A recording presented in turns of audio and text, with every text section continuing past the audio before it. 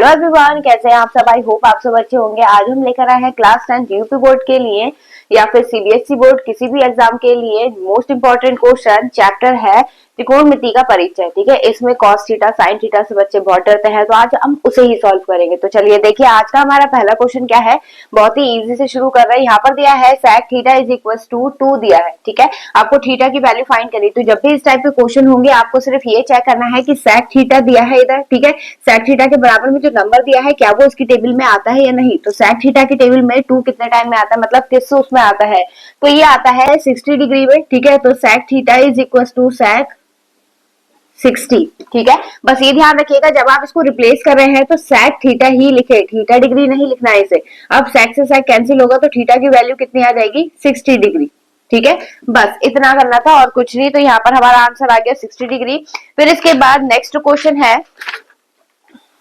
Next question हमें दिया है क्वेश्चन नंबर 2। इसमें है cos 3 cot theta is equal to 4। ठीक है, और वैल्यू फाइंड करनी है cosec की।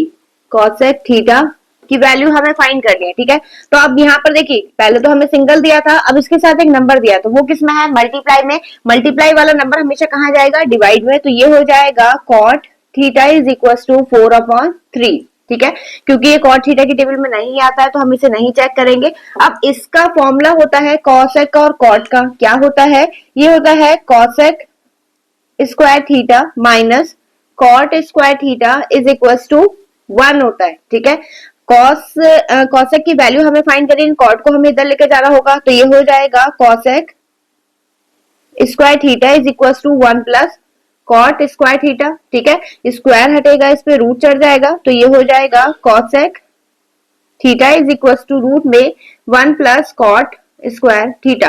अब कॉट की वैल्यू तो है आपके पास, यहां पर पुट कर दीजिए। तो ये हो जाएगा cosec theta is equal to root में 1 प्लस 4/3 का स्क्वायर, क्योंकि इस पे स्क्वायर है तो इस पे भी स्क्वायर हो जाएगा।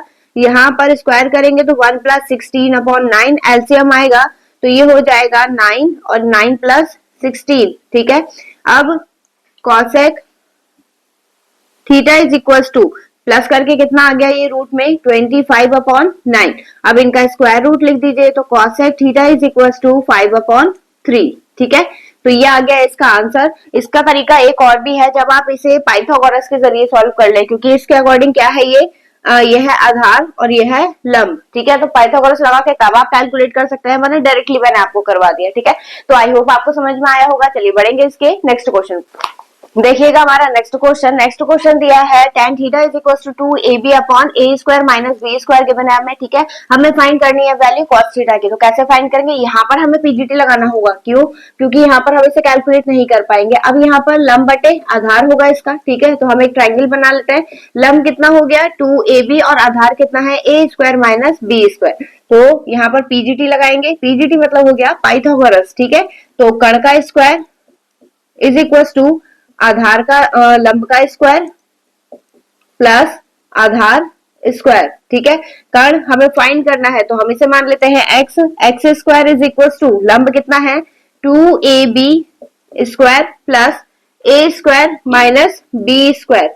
ठीक है, का होल स्क्वायर। तो x square is equal to 2 का क्या हो जाएगा 4a स्क्वायर b स्क्वायर। ठीक है, प्लस a की पावर 4, क्योंकि ऑलरेडी स्क्वायर में जब स्क्वायर से मल्टीप्लाई होगी तो 4 हो जाएगा। ऐसे यहाँ पर प्लस 4 माइनस के 2a स्क्वायर और b स्क्वायर। अब देखिए यहाँ पर a स्क्वायर b स्क्वायर इन दोनों को हम माइनस कर सकते हैं, क्योंकि इसमें बीच में माइनस का साइन है। तो x square is equal to a की पावर 4 प्लस b की power 4 minus 2a square b square. 4 में से 2 माइनस कर दिया, 2 बचा।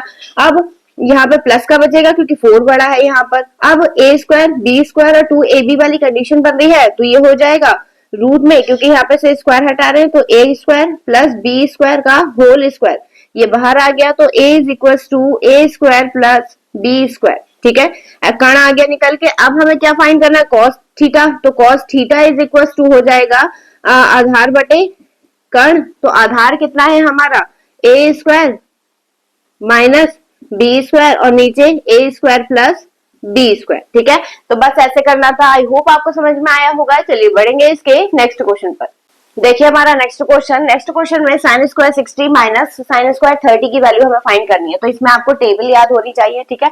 अब देखिए यहाँ पर साइन 60 की वैल्यू क्या होती है, √3/2, तो यहाँ पे वैल्यू पुट कर दीजिए, ठीक है। स्क्वायर माइनस यहाँ पर क्या हो जाएगा 1/2 का स्क्वायर, ठीक, इज इक्वल टू यहाँ पर स्क्वायर करेंगे तो 3/4 हो जाएगा, ये माइनस 1/4, एलसीएम लेंगे तो कितना आएगा 3 माइनस 1/4 और माइनस करके कितना आ गया 2/4, कट करेंगे तो ये बचा 2, यानी 1/2 क्या हो गया, इसका आंसर हो गया। तो आई होप आपको समझ में आया होगा। चलिए देखेंगे इसका नेक्स्ट क्वेश्चन भी देखिए सेम है, ठीक है। तो यहाँ पर नेक्स्ट क्वेश्चन नंबर 5 होगा 2 tan 30 डिग्री, ठीक है, upon 2 tan 30 degree 1 minus tan square 30 degree, ठीक है।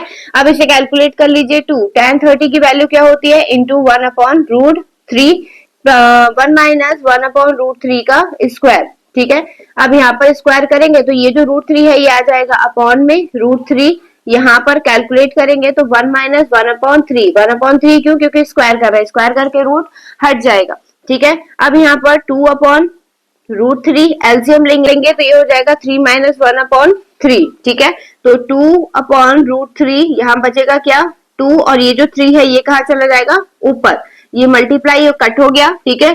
तो 3 को हम लिख सकते हैं √3 इंटू √3/√3, ये कट हो जाएगा, क्या आ गया √3। अब दो आंसर है, या तो आपका ये आंसर हो गया √3, ठीक है, या फिर tan में √3 किसकी वैल्यू होती है, तो ये वैल्यू होती है tan 60 की, ठीक है।